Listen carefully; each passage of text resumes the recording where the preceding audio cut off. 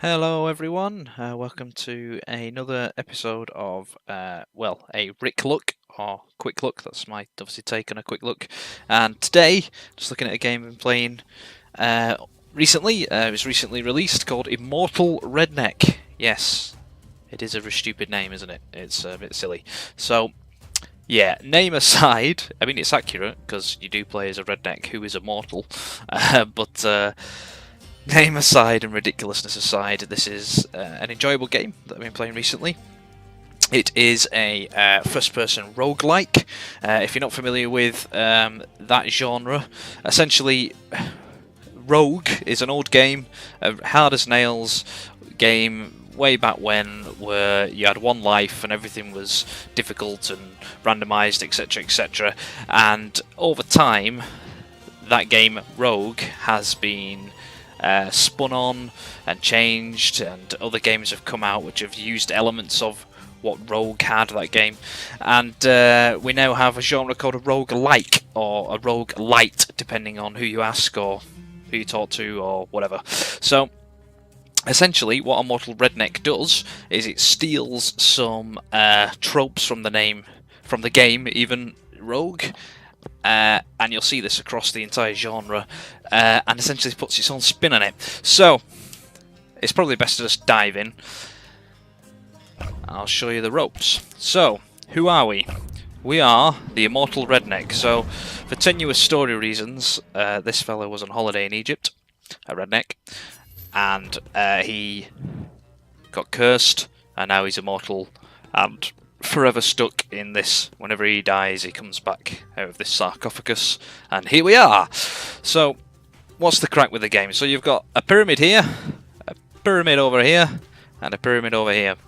And from that, I can surmise that there are 3 levels that we need to get through, but I can only get to one of these 2 once I've finished the first one, which I haven't yet, and this is the first one here. So what we do is with one life only, we need to traverse the entire pyramid, getting from the bottom to the top, and at the top there is a boss, and we need to beat said boss, and then I don't know what happens because I haven't managed to do that yet.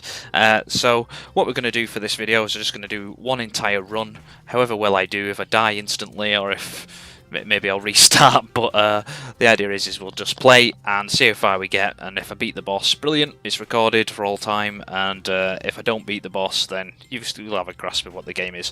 So the way that it works is that every time we go in there, we'll be collecting gold, which you'll see, and you can use the gold over here at this tree to buy upgrades. Now these upgrades are persistent between runs, a run being the catch-all term for us going into the pyramid and using our one life to give it a go. We die, we come back here, we start again, but we have our gold with us and we can upgrade some elements. So you can see that I've already upgraded a number of things. I've been focusing on extra damage. You see you've got 39 out of 50 there. Now these prices, every single time you upgrade it, they get more expensive each time, so it gets harder to upgrade. Now as I say, these are persistent, and there's a number of different things that you can upgrade. So we've got damage, we've got defense, we've got health, just upgrading your health in general, your critical hits, which is when you get a critical hit, it does a lot more damage. So at the minute, there's a 5% chance that'll happen. Stake upgrades, so stake essentially health potions or health power-ups, whatever you want to call them. They're in the form of stakes in this game.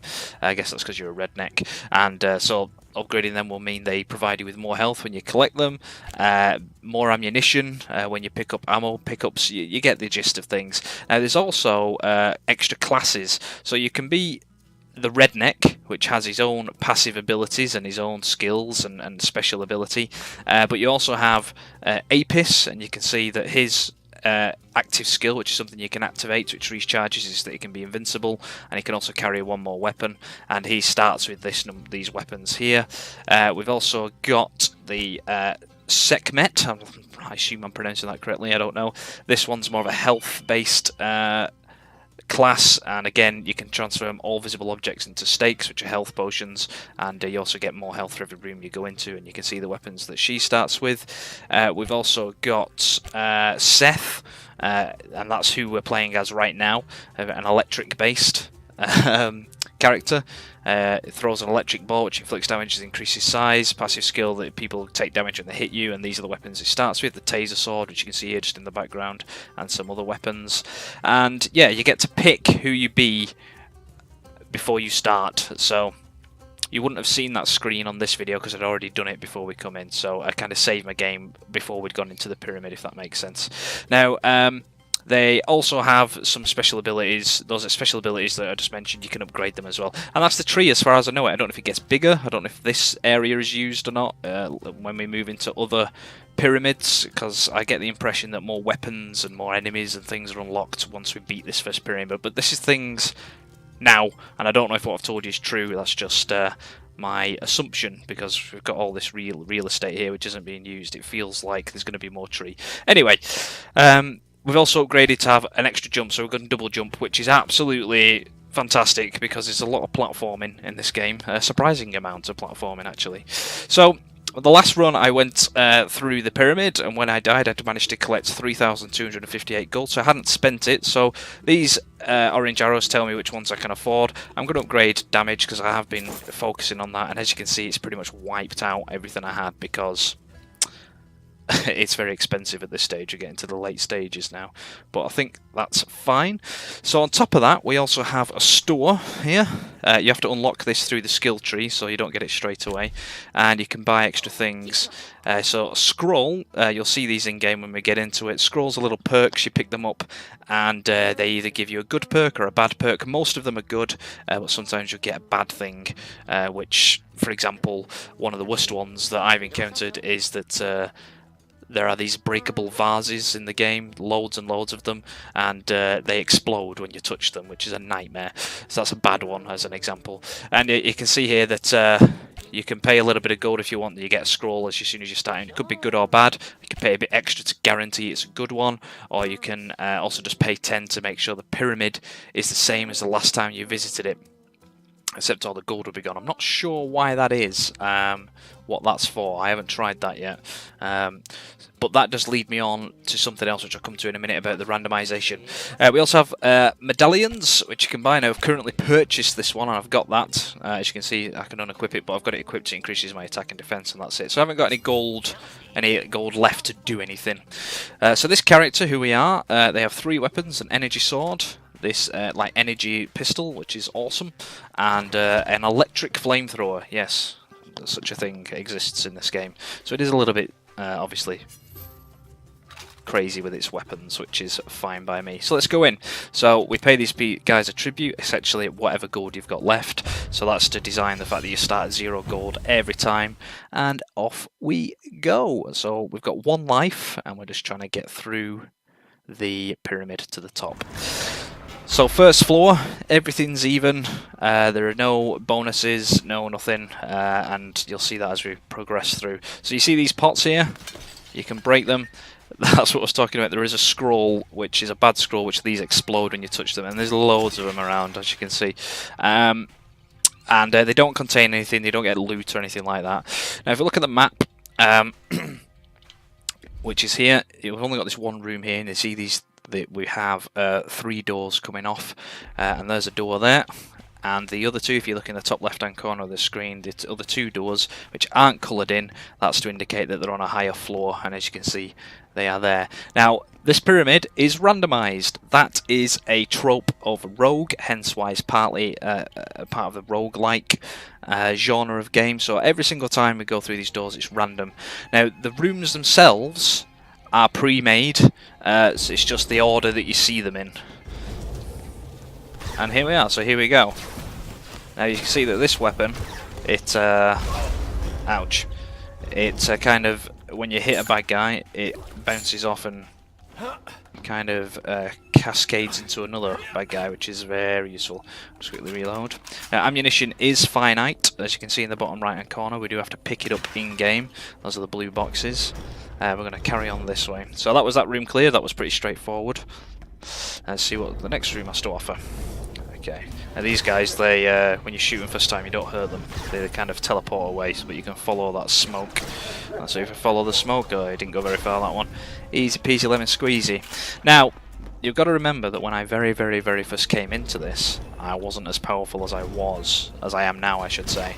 So these earlier stages are a lot easier than they were originally, and that is the whole point and idea of the game. Is you come in, you do as best you can, you get as much gold as you can, you come out, you upgrade, you go back in, and each time you should be progressing further, because obviously you've upgraded yourself. At least that's the idea.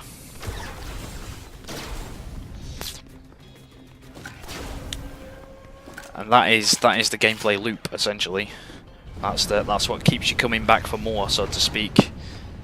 Right, actually, just down here we need to go. Because you're like, right, I did terribly. I didn't get to the end boss. I didn't beat the end boss. But look at all this gold I've collected. I'm going to go and upgrade. I'm going to go back in and smash it this time. Missed. So as you can see, we're kind of breezing through these first rooms. There's a dead end. There's no more ways to go, so we need to go back. If we just look at the map, as you can see, so we may as well just go back.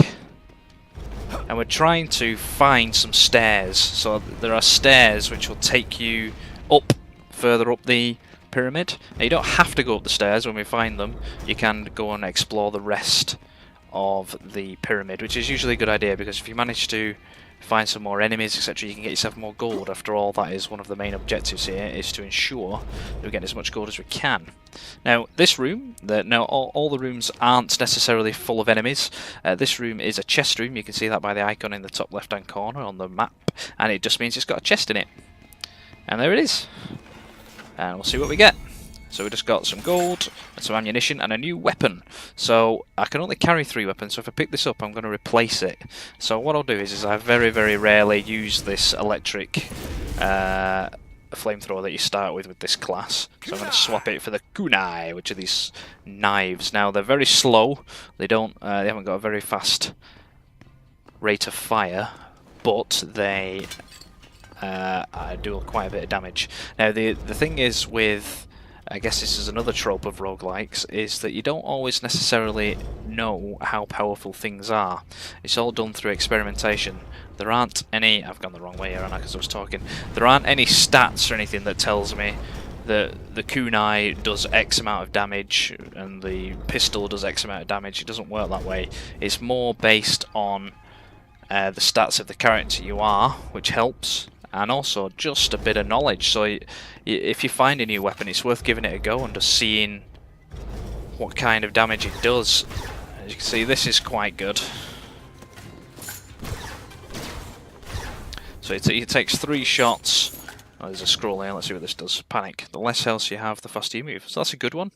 That's quite useful. So that took 3 shots to take those guys down. Let's do a little experiment, shall we? So let's jump up here. Oh, I need to reload. So that took 1 shot. Let's try it with this. I mean, that was already damaged. He was already damaged. Well, this guy won't be damaged over here. Let's see how many hits it takes. See, as you can see, the knife is just more powerful, because just by doing that little experiment we can see that. So it's worth knowing. As always in all games, usually the slower the rate of fire on a weapon, the more powerful it is. That's usually a good indicator. So as we continue, took a bit of damage doing that experiment for you there, but hey, I'm willing to do that. Okay, this has got frogs in it. Excuse me. Coughing there, I took my hand off the mouse and just walking into a wall. It's gold. There's ammunition, that's what that blue thing is there. Always useful. Now the way that ammunition works is when you pick up one of those blue boxes, you actually refill the ammunition on all your weapons. But the more powerful the weapon, the less ammunition it refills. And this is also a perfect opportunity to say that our redneck friend that we are likes to say stuff every now and again, as you just heard. Some of it's alright, other bits, it's a bit hit and miss really. Depends what you like. It's a silly game. It's supposed to be silly. None of it's offensive necessarily, but you know, it's a stereotypical redneck stuff that he says. And oh, that wasn't an enemy. So, but I don't know any rednecks personally, being from Great Britain. There aren't many rednecks in this part of the world that I'm aware of. So really, I just have to trust the research that the developers have carried out, no doubt, when developing this game, that this is an accurate portrayal of a redneck. Okay. Now, because this is a pyramid, the bottom floor, floor 1, which obviously we're on right now, is the biggest. So the enemies are the weakest down here, but it's also the biggest floor. And the floors get smaller as you go up for obvious reasons. I've only got one shot left, so I've run out of ammunition for this, so I'm going to have to switch to the kunai, I think.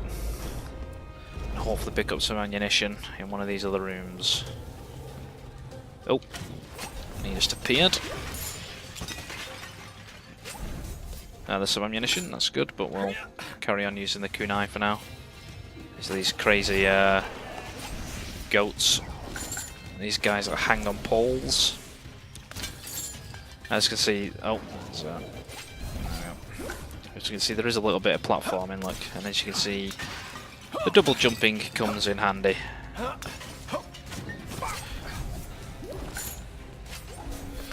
There is no melee attack in this game, so if you run out of ammunition, you're snookered.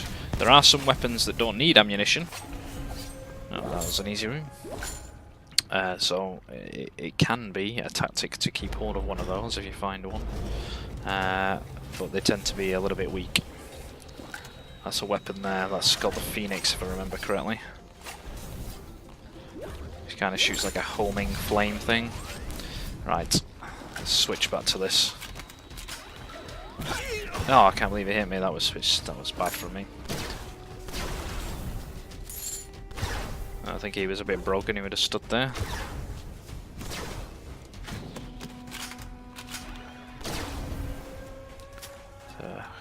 Who could reload the quickest there? Yeah, so as you can see, this here is the Phoenix. Phoenix, huh? I want to see you come back from this. Now if you look at the ammunition in the bottom right, there's only 9 shots with it, which suggests to me it's a powerful weapon indeed. And you know what? I'm going to use it just for the sake of this video. I very rarely use it, so we'll leave the energy sword where it is. Let's just pick up the energy sword, you can see what that does. It kind of shoots an energy line, so it is a ranged weapon even though it is a sword. But yeah, we'll stick with the Phoenix. Now, as you can see in the top left hand corner, you see some stairs. That's because this is the stairs room. So if I go to that and press E, we will go up a floor and we will move on. However, have we gone everywhere on this floor? And the answer is no. So I'm going to carry on exploring to see if we can get some more gold. Again, to help with our upgrades on our next run. Or, you know, anything that can help us on this run. For example, some more scrolls. We've only got the 1 so far. Bloody frogs. Again, if you're watching this and thinking, wow, this looks a bit easy. It is certainly easier now that I've upgraded my character outside of the pyramid in the starting zone. As I say, it wasn't this straightforward. But that all said, even though I have upgraded quite a lot, I still haven't beaten this pyramid. I still haven't beaten the final boss. I've got up to him now maybe 3 or 4 times. And obviously, one of the things you have to accept with a roguelike game is that you're going to die. You are just going to die. There is no getting away from that. At least unless you're like either incredibly lucky or you're the greatest gamer ever, there's a very good chance you're going to die, because usually the enemies are a little bit stronger than you, or there's just things you don't know what weapons are good, what weapons aren't. But I guess the most obvious thing is when you finally get to face the end of level boss, you don't know what you're up against, you don't know what they're going to do, etc. And, you know, in a lot of cases, you might not necessarily know how to beat them. You might not figure out what their weaknesses are until it's too late, so to speak. So you learn from that, and then you have to come back. But of course, you're going to have to go through the entire pyramid again. And that's just something you've got to accept. You've got to... Oh, a scroll. Reduces your movement speed. Flipping heck. Bullshit. What am I gonna do with this crap? Well, yeah, I agree. So that was a bad scroll. That's a shame. Now there are, just while we're talking about scrolls, there are scrolls which removes bad ones. So we'll just have to hope we come across one of those. Because look how slow we're moving now. Ugh, that's horrible. That is actually horrible. Oh no. I've never seen that one before. That's a new one, that one. So there we go. A video exclusive. A bad video exclusive, but a video exclusive nonetheless. There's a chest. Let's go and get it. No scrolls. Desperately hoping for a scroll which gets rid of bad scrolls now. So yeah, so as I was saying, this is the nature of the beast with roguelike games. You have to accept it when you're buying. There's no point bitching and moaning that you're dying all the time, because the idea is you get better at it. And some people like it, some people don't. Now, I've had a hit and miss relationship with all sorts of roguelikes, partly because of that. If I enjoy the gameplay loop, you know, the actual, you do this, then you finish, then you come back round, as I do with Immortal Redneck, because it's always a reward, even if you fail. You know, you're collecting gold and you can go and upgrade and you can try again, and hopefully you're stronger next time. That is appealing to me, but there are lots of roguelikes out there which doesn't have that element of progression at all. You just keep trying and trying and trying, and essentially it's just about finishing it and getting to the end. And the reward, or if you like the progression, is just in your own knowledge of learning how the game works, learning what's powerful, what isn't, what enemies are dangerous, what to avoid, and you know, and you can only learn that by playing and probably dying over and over again, to be honest. Whereas I prefer a bit of a reward for my deaths, so to speak, more a reward for my time. You know, I've only got so much finite free time. There's one more room over there, so being rewarded in some fashion. You know, even in this case, where it's a case of like hard luck, you died, but is a little bit of a route to make life a bit easier next time, and I'm on board with that. Totally on board with that. And you know, and there's still the unknown. There's still the things to learn, because even though the enemies and the challenges in these, I've gone the wrong way because I'm talking, in these pyramids, in this first pyramid, I know relatively well now. I know the rooms, I know all the enemies, what they're capable of, etc., just through trial and error.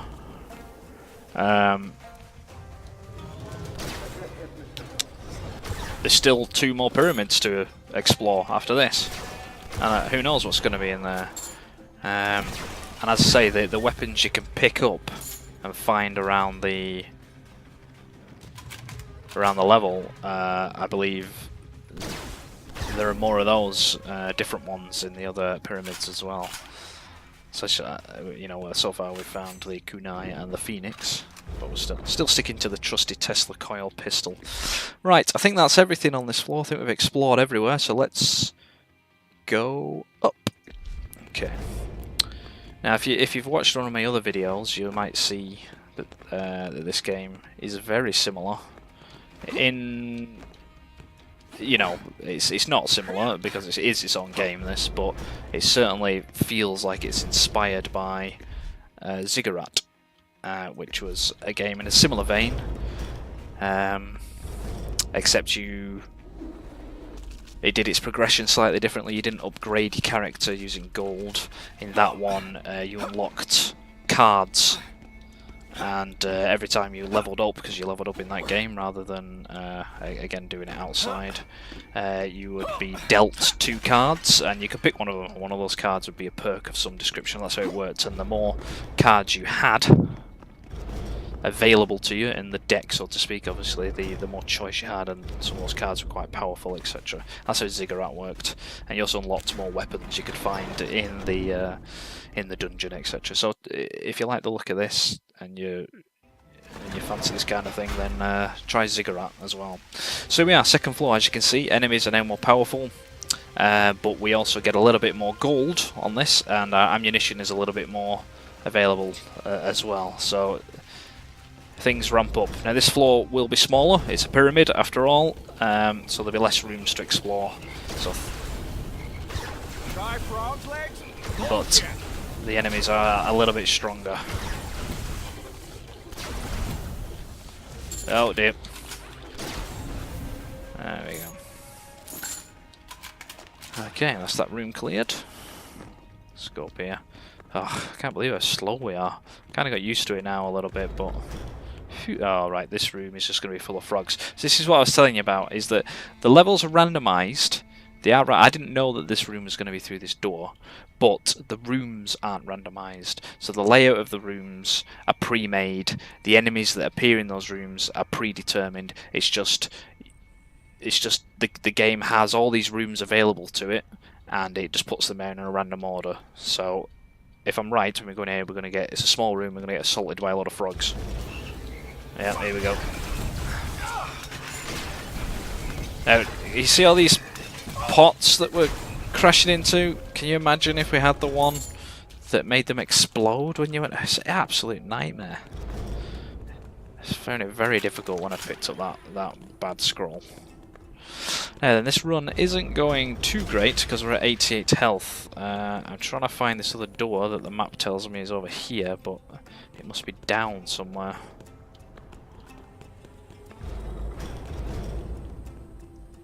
How do I get to that? Oh, is it over here? No. It says there's a door here. There must be some stairs somewhere. Oh, here we are. Yeah, I came up these, didn't I? There you go. But I'm losing my marbles. Here we go. Right, so again down here there'll be a dude with a bow and arrow. There he is. And there'll be a lot of frogs. I mean, you can obviously already hear them.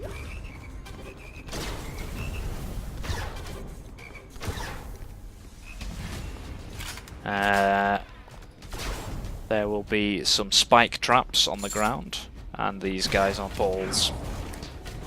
And that's because I know this room, I've seen this room before, and I know what enemies appear in it. That doesn't make it boring at all, not in my opinion anyway. It just means you kind of learn what to expect. So those are spike traps, look, when we walked over them, you gotta quickly sprint over them. Oh, there's a bad guy. Alright, ladies, show's over. Okay, so there is another door up these stairs, so let's go and check it out.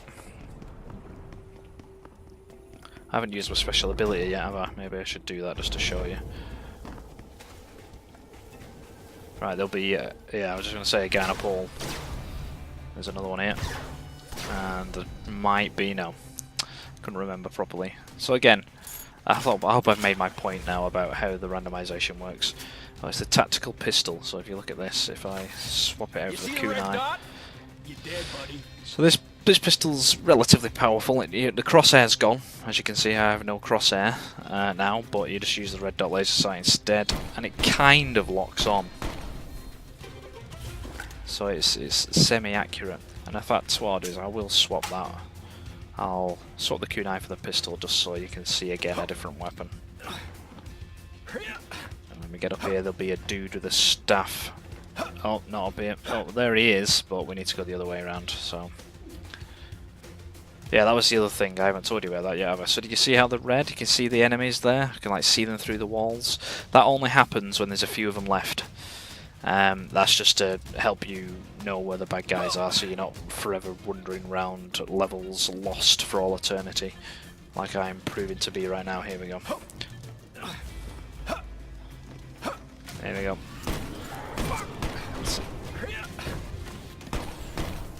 Yeah, but the double jump... Oh, that was just rubbish. The double jump is intensely useful. If you do decide to buy this game and you like it, I recommend you invest in the double jump upgrade as soon as you can. Okay. Switch back to the Tesla car. Now, the one thing I will say about this game is I love all of the different reload animations. Every single weapon has had its own reload animation. And I don't know why, but I really like that.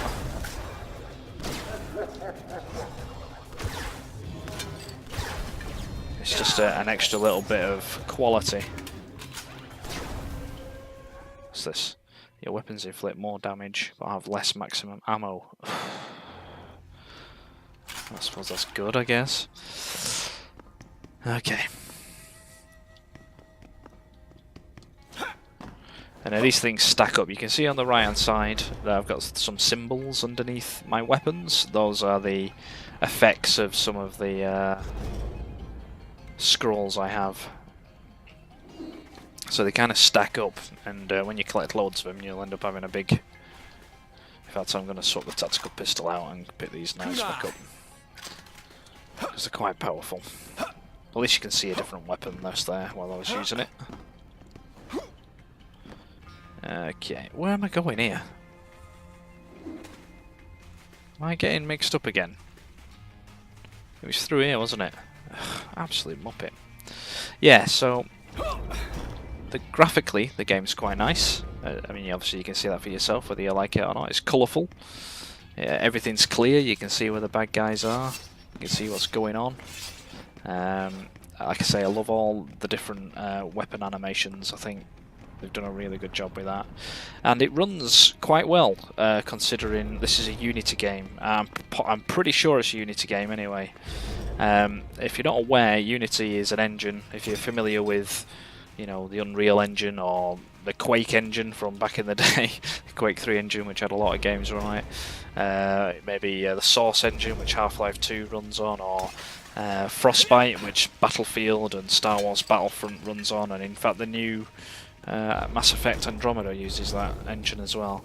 But this engine is the Unity engine, I think, and it is used by a lot of small game developers. I think it's because there isn't a lot of cost to it. I think it's quite cheap as development engines go. So it might be quite easy to use from what I can gather. I'm not a developer, I've never used it, but that's just my perception from... Oh, was it really worth jumping down here for this?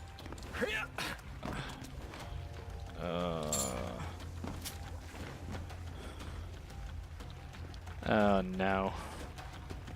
There will be a way to get back up, it's over there. Let's see if it's... Yes, there we go. Yeah, so the Unity engine is notorious, as far as I'm concerned, for having terrible performance issues. I don't know what it is. You could have the most powerful PC on planet Earth, and some Unity games just run like dirt. It doesn't matter. And I don't know if that's down to the engine, or that it's quite easy for developers to balls the optimization up on it or something. But yeah, a lot of the time, if I see a game has been made on Unity, I kind of have to accept there's going to be performance issues. Ah, right, this is a different kind of room where it's just a mission. There's no enemies, we just need to reach the chest and we will get a chest bonus. Some of them are that don't get damaged and things like that, so we're just going to hurl ourselves down here. Ah! I just need to time this right. There we go. Yeah, that's the chest. So we get a new weapon and another scroll. You can now find items in vessels. That is new. I've never seen that before, so that's great. So when we break those vases, we might find gold and stuff. Right, so we've got another new weapon here, which is the bow and arrow. I think it's quite powerful, this. I'll swap it for the knives, because I've barely used this before. Let's jump on this. It should propel us upwards. Okay, let's see what this is like. Can I draw it? I can. Oh god. I don't think this is the right room to use the... I don't want this weapon. Oh no, this is going wrong.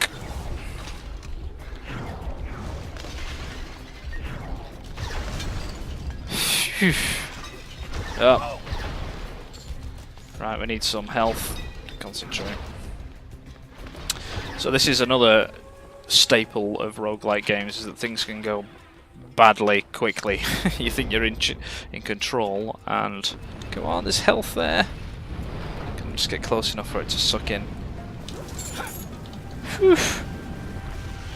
You might have noticed as I got to low health that the sound kind of went all muffled. That's Immortal Redneck's way of telling us that I'm nearly dead. It kind of all the sound goes muffled. Right, man alive, do I need some health? Oh, it's a chest room. Come on, health! A minigun. Every critical hit recovers a little health. Well, I suppose that's quite good. That noise, if you just heard it, was my phone, by the way. This is the Gatling gun. It's alright, it's just it takes ages to spin up, watch. It just takes too long, so I don't like it, so I'm not gonna take that, I'm afraid, because of the spin up time. But there you go, there's another weapon that you've seen. Other people might enjoy it, but not me. Right, is that the entire... No, it's not, because we haven't found the stairs yet, have we? Right, so we need to go back on ourselves. I need health. They said I can find items in pots now, I don't know. I wonder if that includes health. It should do. Let's just crash into all these and see if I get some.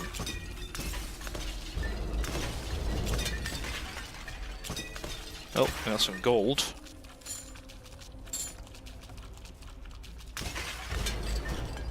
Yeah, but what about health? Come on, I need some health.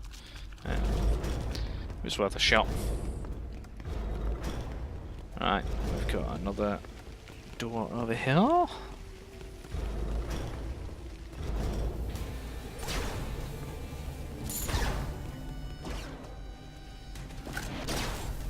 Scroll decreases your jumps by 1. That's unbelievable. Okay, so that is now means we don't have double jump anymore. Could this be a more annoying run? I don't know. I don't think I've ever had this many bad ones all at once. But hey, if we manage to prevail, then health, yes, then it'll be all the more epic for it, right? Oh, unbelievable! That was poor. Right, where have you gone, Smokey? Let's find your smoke trail. You've gone over here somewhere. There, I got you. Okay. Aha! Here's the stairs. And now we have a decision to make, as always, is do we continue and search the floor, or do we head upstairs and try and complete the pyramid as quick as possible, you know? That's the thing, if you've hardly got any health, is it worth just trying to mainline it and get to the top of the pyramid as quickly as possible, instead of hanging around fighting everything? That's the decision we've got now, so there won't be many more rooms. Let's carry on. Let's see how we do with this bow and arrow. Ooh.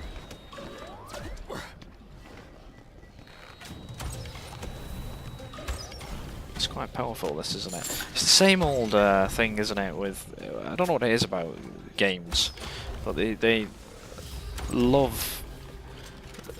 I don't even know if they do it, but if it it's so common that the more primitive the weapon, so if it's a knife, if it's a bow and arrow, if it's a club, if it's a bloody spade, it's more powerful than the high-tech advanced super laser cannon that you've got. It's such a funny gaming trope that the more primitive the weapon, the more deadly it is. It's just funny. So yeah, I would imagine that the bow and arrow is quite powerful because it's a bow and arrow and it's primitive. Health? No. Let's run into these, see what they do. Right, got a little bit. Oh no, this is just full of these charging goats, this room.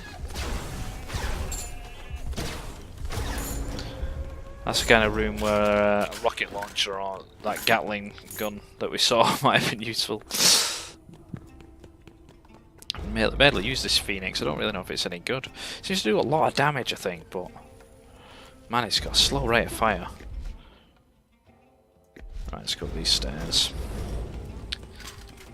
Let's go back to the pistol. Tesla coil. Okay. And that's a spike trap, so we need to be careful.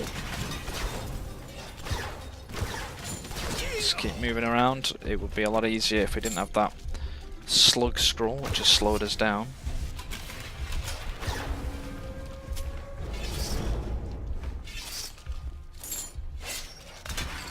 Still hoping and praying I find a scroll which gets rid of the bad scrolls. I've only seen it a couple of times. Even then it's... and invariably when I have seen it, I haven't had any bad scrolls for it to get rid of, so... One of the best scrolls that I've found that you can see is one which lets you choose whether to pick up a scroll or not.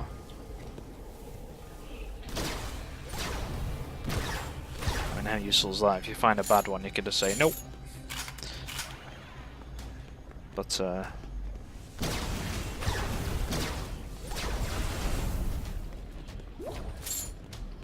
we weren't so lucky to find that one this time, at least so far anyway. I do love those reload animations. If you haven't been watching, the reload animation for the Tesla coil is pretty cool. It's that little blue bar, it depletes every time I shoot. And then it fills back up again. Like, watch. That's cool, I quite like that. Increases your attack in the air. That's not too bad. What's this? Double pistols! Double pistols. I've had those before, they're quite inaccurate. Sparky McSparkface here gonna have some joy. But I might... Is that going to be better than the bow and arrow? You know what, let's get it instead of the Phoenix. Happy as a puppy with 2 power peckers, you betcha. I think I prefer the faster rate of fire.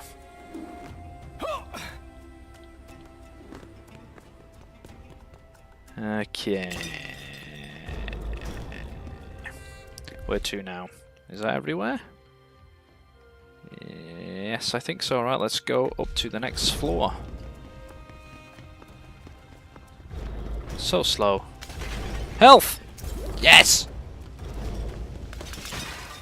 This scroll, which means there's stuff in these, is really quite novel. Never had this before. Just crash into everything. Aha! More health! Amazing. And ammunition as well. That's awesome. Usually these are just decorations, but now they have a purpose. I'm sorry, I'm just going to run into quite a few of them just to see if we can find some more health.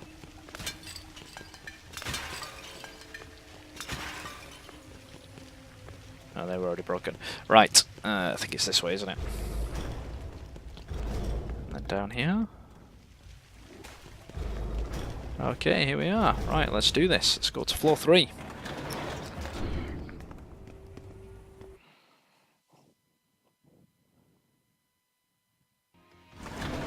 And again, the floor will be smaller, so we'll start to pick up pace and get through it a bit quicker now. And as you saw, the enemies are a lot more tougher now. And as a reward, we get a bit more gold for our trouble and a bit more ammunition. So let's see if we can get past floor 3. It will be smaller, there'll be less rooms, which means we should get through this. Whoa, a bit better, assuming we survive.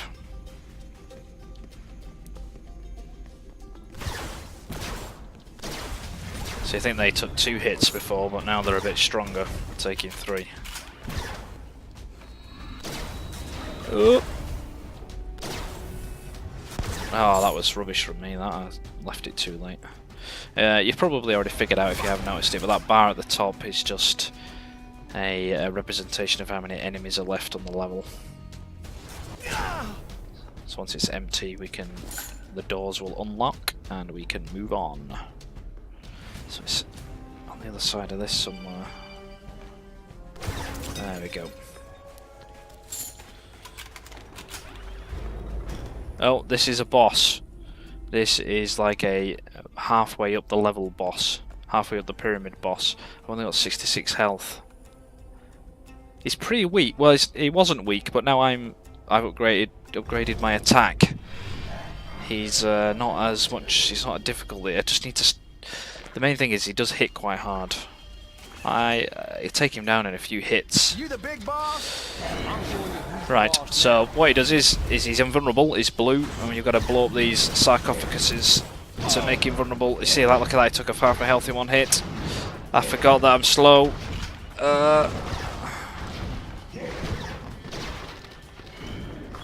Let's just keep shooting him. Oh, keep going. Don't stop moving. Do not stop moving. Right, he's vulnerable now, or at least he will be in a minute once he does his thing. There we go. Ah, this is not good. Double pistols. Oh, we're down. We're down. Ah, that's a shame. That's a shame. I shouldn't have gone in. I shouldn't have gone in. I didn't have enough health. Ah. Well, as you can see, we got halfway up the pyramid. There was a few more floors to go, and then there's the boss at the top. I don't know what these are. I think these might relate to secret rooms, and I've never found them, and I don't know how to find them. So, if you decide to buy the game, then that's something that you can see. So yeah, so we continue. And we're back to the start, and we get to pick one of 3 classes. You don't get all the classes every time. So we can pick Seth again, which is who we were before. Starts with these 3 weapons, as you now know and love. There's his stats, his attack is quite good, and there's his skills. The Redneck, he gets more ammunition, and he can also shoot quickly if you activate his special skill, which I didn't do with Seth, sorry, I apologise. And there's his stat, and you can see his attack is 241, so this guy's got a lot more attack, but he's got a lot more health. And then APC has the most health out of all of them. His attack is quite high as well, so he's pretty kick-ass actually. Excuse me, sorry. But his speed is quite slow, look, he's only got 67 speed, so yeah. So what we would do is we'd pick one, so I'll pick the Redneck just for the sake of it. We walk back into sarcophagus, and here we are. We're out of the sarcophagus, we're back at the start, like nothing had ever happened. We've got his weapons now instead, the shotgun, the pistol, and dynamite. And we've got 4,000 gold to go and spend. And here we are again, back. So, how much do they want for that? 3,000. Yeah, I'll carry on doing that because why not? Let's increase my defense. And that's it. So here we are, back again, and thus the cycle goes around again. And that is Immortal Redneck in a nutshell. So I hope you liked it. I hope you like it. It is a good game. It's a good fun game. I've very much enjoyed it so far. I think it's they're not made by the same developer or anything, but I think it's a good successor to Ziggurat, so to speak. But yeah, if you like the look of this, then obviously give it a try, but also check out Ziggurat as well, which is essentially exactly the same type of thing, just with its own little spin on stuff. And that one's set in a magic school, and you're a wizard, so all the weapons are like spells and staffs and things. So anyway, there we go. I hope you enjoyed the video. Thanks for watching, and I'll see you again next time. Take care. Bye bye.